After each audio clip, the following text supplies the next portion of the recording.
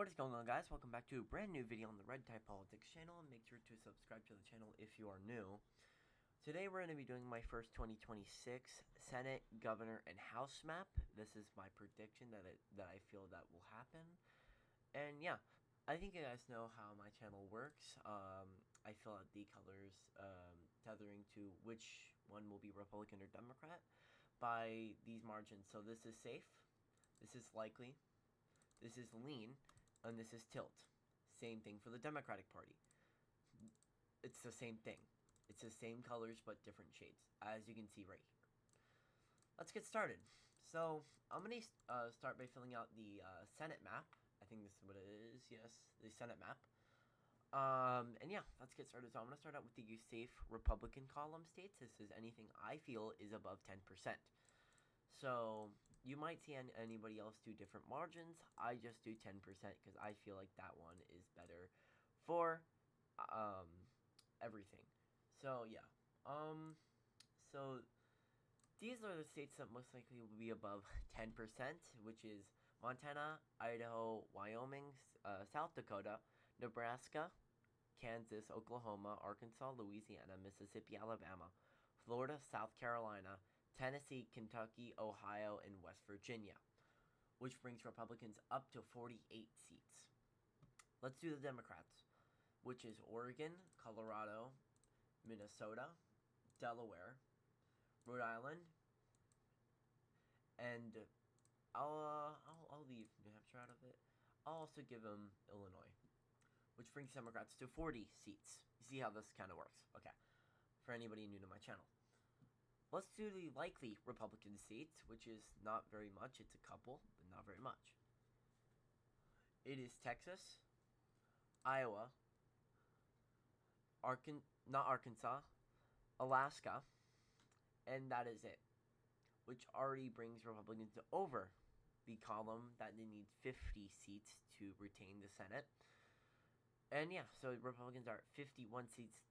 Now it's a game of how many Republican seats can they bring? So let's see. So with Democrat seats for the likely column, it's quite a couple. It will be New Mexico, Virginia, New Jersey, Massachusetts. There's a reason. I'll bring that up in a minute. And New Hampshire, which brings Democrats to 45. The reason why I have Massachusetts as likely is just because there's this one candidate named Charlie Baker that is running, that he said he might run. And he is, of course, the former governor of Massachusetts.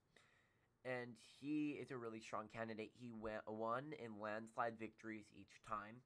And I just feel that he would do a really great job probably by running. He's not going to win. I think it's the same thing as like a Larry Hogan type thing.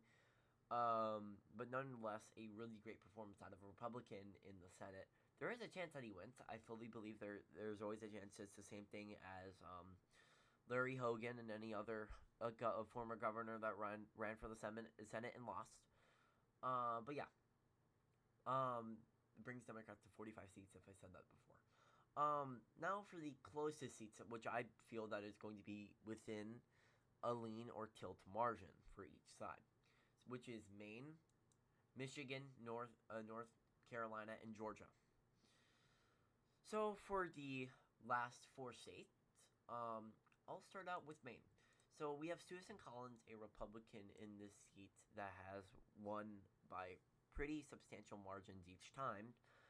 And this time, there has been trends just showing, especially from the 2024 presidential results, showing that this seat might be closer than we think. For me, I have it as a leaning Republican just because of how much he wins each time by. I can actually pull it up. The last time, I think this is the 2020 map, if I'm not mistaken. If we go to past elections, we go to 2020. Last time she ran, she won by 8.6 percentage points. She, of course, did well in the first district, and I do believe that she'll do the same. Like last time, she won by 30-something points. So, yeah, I do believe that she does win by around a 3.5, 4-point win. Nonetheless, a great performance for a Republican in the state of Maine. Let's move on to the state of Georgia. So we have the Republicans having a wide variety of options. We have Brian Kemp, which is a governor who is term limited right now. There has been a few signs that he might run for Senate because of the way that he speaks sometimes, or how he's been hinting his runs. Anyway, if it was John Ossoff versus Brian Kemp, there's a few things, but I do think Republicans have a better shot at other things. Me personally, I do think that this leans Republican. It's around a 1.2, 1.3% win for the Republican running. Sorry. And yeah, I think that this race is probably one of the closest.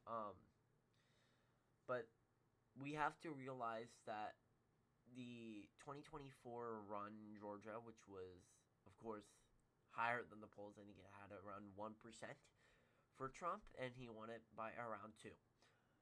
Which, if we're having those same trends, we have to look at, okay, well, how popular is Jon Ossoff? Has he done anything? Well, as a incumbent senator, does he have anything that he can do? Where did he do well?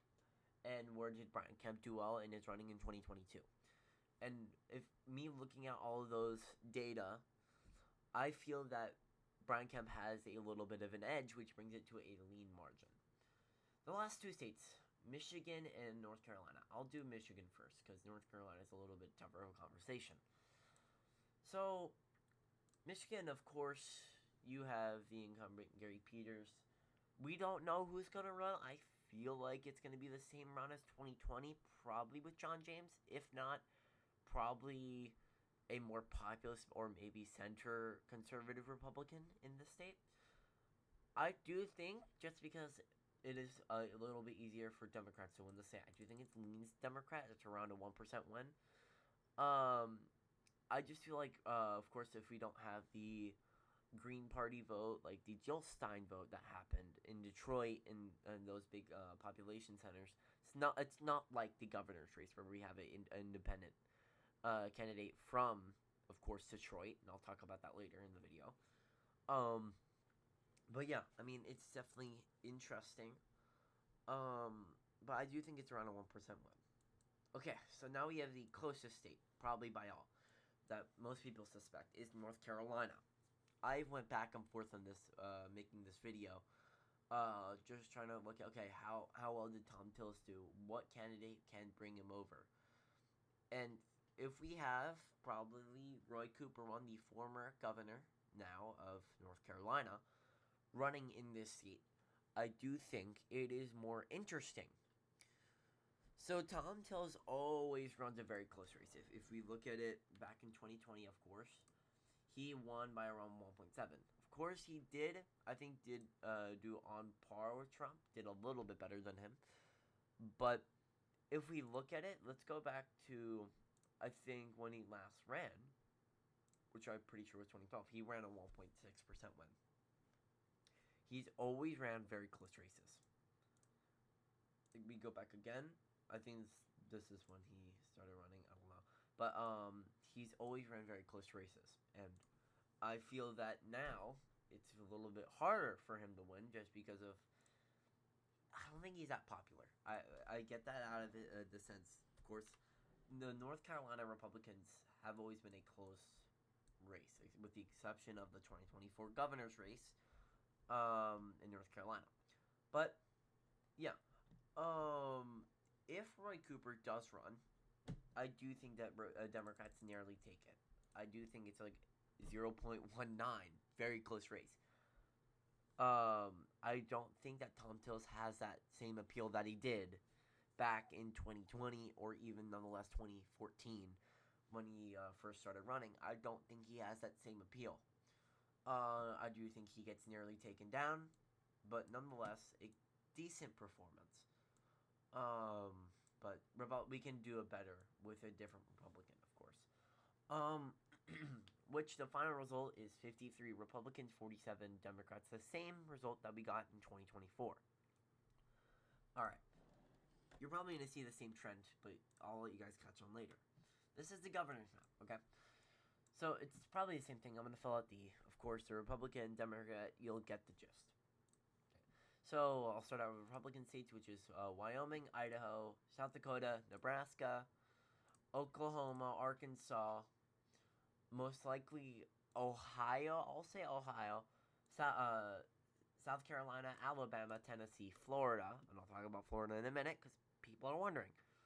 And I'll say narrowly Texas. I'll say Texas narrowly. Then for the safe Democrat, Oregon, California, Colorado, Hawaii, Minnesota, Illinois, Pennsylvania, Maryland, Connecticut, Rhode Island, Massachusetts, and Maine, which brings Democrats to a tie, 12 seats to 12 seats. Now we'll do likely Republican, which I feel is probably closest. Kansas, Iowa, Alaska, not the closest, my bad. Oh, I forgot 2 seats up here. Vermont and New Hampshire. It depends if Phil Scott retires. But yeah, sorry about that. And Nevada. So, which brings Republicans to 18 seats, which is very impressive. Joe Lombardo is very popular. Nevada does like its incumbents a lot, with the exception on the executive level. Joe Lombardo is a very popular governor, and I feel that he will win by around 9 percentage points. I think he does very, very well. Very impressive performance. But yeah, like I said, 12 to 18. Now we have the likely Democrat, which is only 1 seat, which is the state of New Mexico. But yeah. Now for the lean Republican seats, it is Arizona. I do think that Kate Hobbs, with her very close race last time, and I don't think Carrie Lake running. If Carrie Lake was running, I think it leans Democrat, but if since she's not, and she said she won't, I do believe that it does lean Republican. It is just overwhelmingly a Republican state now, from Trump winning about around 5.6 percentage points in 2024. But yeah, I think that the Republican, this is a generic Republican in the state of Arizona. I think they win by around 2, maybe 3. But yeah. Georgia. So, Georgia, I think it leans Republican. It depends if the lieutenant governor runs or whoever runs. I think a generic Republican, like I said in Arizona, runs by around a 1, maybe 1.5. Maybe just slightly under 1, but close to a lean margin, which I'll put it in a lean margin. But Georgia is a very close state. I think it's a low lean margin. But yeah. Now the leaning Democrat, which is 1 state, of course. Wisconsin. So Trump didn't do as great as I thought he would. In 2024, he won it by a high tilt margin, nonetheless. Good performance, flipping it from 2020. But I do think that Tony Evers, does run by around a 3.54% win in Wisconsin. He is pretty popular. He does well in the Driftless area. He will do well in the Wow and the Powell counties, which of course are right here and right here around Milwaukee and around the big population centers. And yeah, I think he wins by around 3.54% win. Now we have the 2 closest states, which you're probably wondering. New York. I'll explain that when I get to it. But Michigan. So, of course, like I said earlier, we do have the independent running, of course, in the Detroit suburbs, which takes quite a bit away, I say, from the Democrat, which, of course, affects their vote totals against the Republican, and I do believe that the Republican nearly takes it, just because of that factor. If we didn't have a Democrat or a independent taking away from the Democrat, I think it tilts Democrat, but I do think it tilts Republican for now. If we do see other signs, I will change it. Like I said, my prediction is not, it doesn't stay the same. It does change. You saw that in 2024. But yeah. You're probably wondering about New York. So, of course, Kathy Hochul's not very popular. Her approval ratings are low. People would agree that they want a different candidate, probably either Andrew Cuomo or whoever. But I do believe either Mike Lawler or Lee Zeldin does run in this seat for governor. I do think it's very, it does happen. I do think that he's very popular, of course, in his district. He'll probably spread that into the New York area, probably into other districts. Just because it's New York, I do think it tilts Democrat. It is close. It is probably closer than Michigan. I do think it's around a 0.3, 0.2% win for the Democrat, Kathy Hochul, if she does run. But if she doesn't, I do think it is likely Democrat. But since it is Kathy Hochul and she is the incumbent, and I do think she runs again, I do think it tilts Democrat. But yeah, so with this tally, it does give 21 to Republicans and 50 to Democrats, with a pickup in Arizona, Kansas, Michigan, and that is it. But yeah, nonetheless, a great performance. Now let's get to the house map. My house map is very interesting to say the least. I'm going to put this on my other screen so I can actually look at it while, yeah. So let me pull this up really quickly so I can give you accurate representations. Okay, so I'll start out with the state of Maine. So of course we have Jared Golden. I do think he runs for governor or other seats. I really don't think that he wins or his chooser wins. I do think it's a lean Republican. But I do think it's a pretty impressive run for Democrats, especially in this state. I don't think this changes. I do think both of these seats are likely Democrat. Maybe Papa's seat, maybe a seat. I'll see Papa's seat is safe. They always do pretty well. Then we go to Connecticut. Of course, we have the 5th district. This district was close in 2022, but not close anymore. Hayes won it by 6.8%.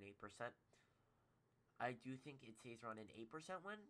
Of course, I do think that we have a lot of redistricting. Like you see down here, there's a lot of things that have redistrict. But yeah.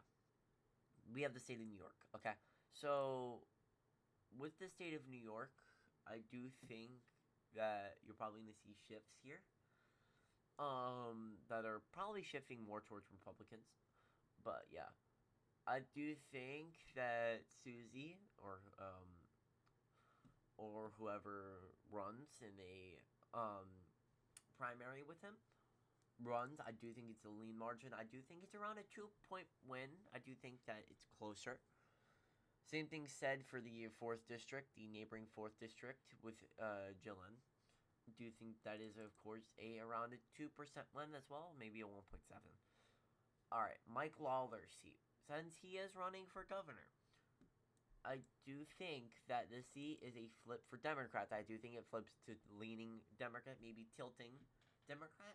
Just because, of course, if you have a popular incumbent in that seat running for governor, like you saw in, of course, Virginia, of course, I'll bring that up in 2025 later on, probably my next video, you probably have a wasted seat there. And if we bring a popular probably challenger, maybe it does hold to the Republicans, but for now, I don't think so.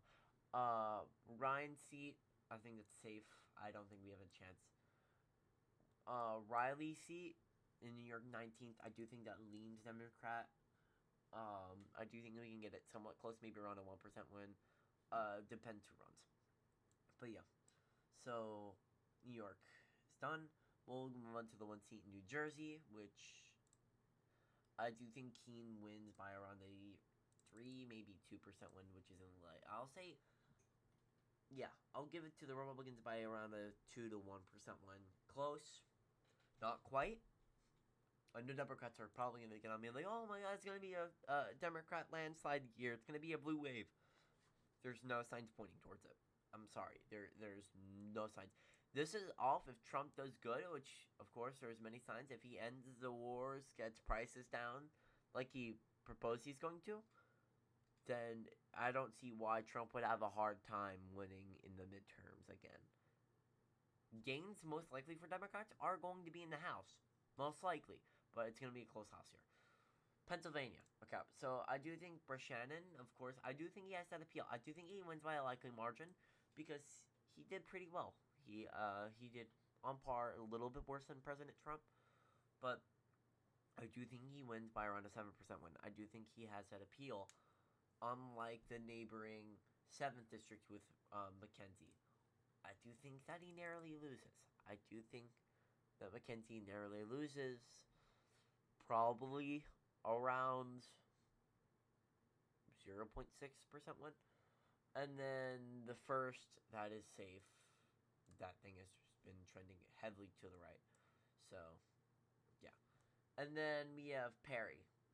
I do think that we lose the seat around by a lean margin. I don't think we win it. Then for the Pennsylvania 17th, that is still likely. But I think that Democrats do a little bit better in these areas. But yeah.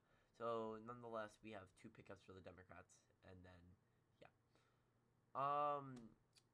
Delaware, that's safe. I don't know why this was not filled out like that. Maryland, we do have Maryland 6. I do think that is likely Democrat. But yeah. This video is getting a little bit long. I'm going to try to speed it up. Virginia. So Kiggins always does pretty well. I'll give it to her around a lean margin. I do think she runs this probably around the same that she did in 2024. Virginia's 10th. I do think it's likely not safe. Vindman, it's just hard for Republicans to win this. I do think it's a little lean. Lean. Yeah. Then we have 2 districts. North Carolina's 11th, North Carolina's 1st. I do see that Don Davis does do around a 1% win. I think this still shifts a little bit to the right. Maybe tilt. I'll put it as tilt. It's like a 0.9. It's around a 0.9% win for Don Davis. Then for Edwards, North Carolina's 11th. I do think this is likely likely Republican. Sorry. It's around a 9% win. You're probably going to see shifts near the Asheville area. These big, larger population centers in those areas. We have the state of Georgia. So this seat is probably going to get redistricted to become more Republican or black friendly. I do think it leans Democrat for now, just because I don't know the circumstance for this area. I don't know how they redistrict it. If they do, then it's safe. But if they don't, if they don't redistrict, it's safe. But if they do lean, same thing said for Alabama.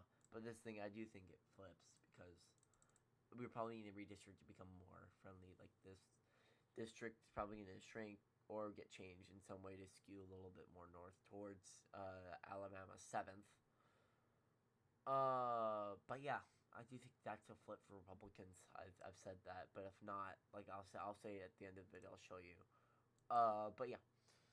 Then we have Florida's 23rd. This seat has not really shifted right or left. It's been kind of stagnant. I'll keep it around the lean margin like it has now.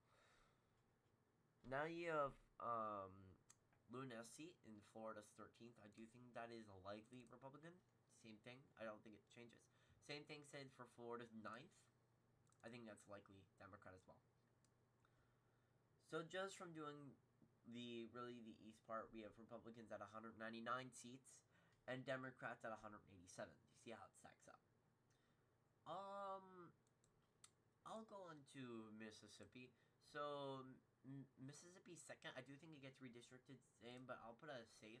It's because I don't know how it gets redistricted. I don't. It depends.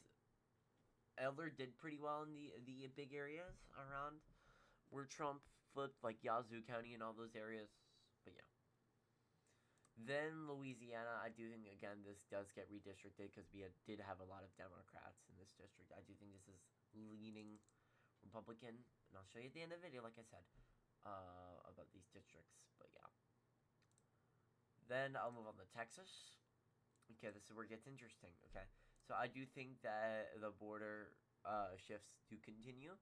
De La Cruz, I do think wins by a safe margin. Queller, there has been signs that they do shift to the Republicans or they do change the Republicans. So I do think this is a leaning Republican. Same thing with the neighbor Gonzalez. Like I said, probably switching to Republican. So that's probably going to shift towards the Republicans, if not flip. But yeah, so they're probably going to have a border allegiance. That's what I'm going to call it, with a Republican wall. I'll move up to the north. I'll go up to Ohio. So I think Captor seats flip. Same thing with Sykes' seat. I do think that they'll flip with redistricting. Of course, Ohio's probably going to get redistricted as well. Then for the first, I just don't know. I'll say a likely margin, so like a low likely margin, like a 6% win. But yes, that's what I'll do. Michigan, okay. So I do think that John James' seat does stay to the Republicans. I think it leans Republican. Michigan's third, I do think does go safe. I don't know. I do think it goes safe now. Schulten did pretty well. She won by 10, or sorry, yeah. They won by 10. So I do think that they do win by around a safe margin, if not a safe margin. Bartlett, I do think, or Barrett, I keep saying that, I said that before, sorry about that. Barrett, I do think he wins by a same margin, probably around a 2% win. Actually, I'll put it to tilt. I do think Democrats can do better in that district. I'll say tilting, and then, of course, McDonald Rivet, I do think they win by a likely margin, so yep, that is Michigan done. Indiana, there's been talks about this district. I've seen a lot of reports on this district. They just do a lot of ticket splitting, because Mervyn is a very popular incumbent, so I do think they win by a likely margin.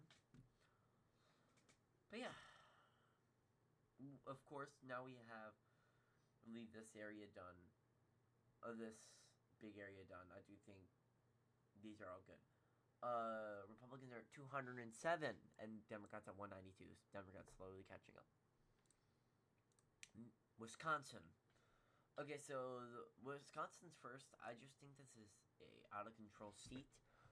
I do think it does go likely a Republican. It's close to safe, but that's a seat that does shift a little bit more to the right than you think. Wisconsin third, this Driftless area, okay? So I do think it's leaning Democrat. I do think this is a flip, just because Ben Orden does always win by closer races. They won by 2.7, I know.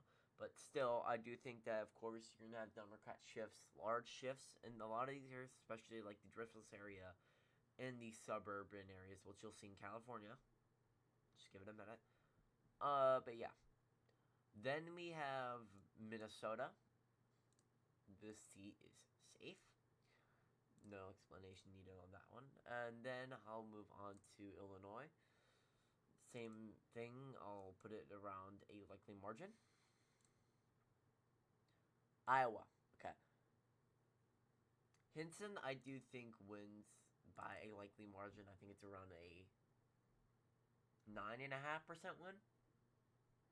Meeks, you lose. I'm sorry, you don't have a chance. You lose by like a 3% win. Noon, you narrowly hold on. I don't think Meeks wins. Meeks, this seat is just out of control. She does not do well. Don Bacon, don't know how he won. Still trying to figure that one out.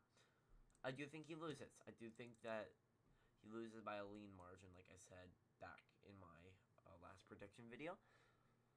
But yeah. Now for this seat, I do think this is safe. Let's move over to Colorado. This was a shock to me. So I do think this is Colorado's third. Sorry about that. Colorado's third. I do think is by a likely margin. No, for Colorado safe. So this seat was a shock to me. I do have to say, this seat was pretty a big shock to me.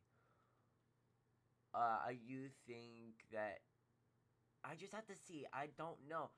I'm gonna put it as leaning Democrat just because of the year. I just don't know. I don't know if Evans does well, then I'll change it. Like I said, this is not preliminary. Or yeah, no, I don't know. I don't know what I'm saying anymore. Vasquez. He always wins by a lot. I'll put it as likely Democrat. Arizona. I do think Crane holds on by a lean margin. I don't think Sisomani holds on. I think he loses by a tilt margin. Then for Schleitwer, I do think he also loses by a tilt margin. It's just a lot. You're going to see Democrats probably do all... actually, I'll put Schleitwer narrowly Republican. I'll keep it narrowly Republican. I'll put us narrowly. Very narrowly Republican. Decent performance. Alaska. Baggage probably wins by a likely margin. Because I think Petrola, either doesn't run or runs something else. So, yeah. Then for Montana, Zink. I don't know why this was a conversation before in 2024. Likely Republican, it's around a 6% win. Then we have Nevada. This, the fourth, likely. Nevada's third, lean. It's probably going to stay the same, if I'm honest. Then, likely. So you're probably going to stay Nevada. Democrats get over 200 now. I'll leave California for last. Okay. Washington. Schreider, I think, wins by a safe margin. That's easy to sound.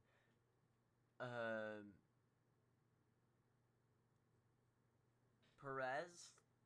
Kent's not running, so I think it's a lean Democrat. I think it's around a 4. 4.5% win. 4. Yeah. Oregon's 4th, safe. Same thing with Oregon's 6th, safe. Democrats just do well in the Pacific. I don't know why. Minimum, I do think wins by a lean margin still. But yeah. It all comes down to California. So I'll start from the south. California's 40 worth. Calvert,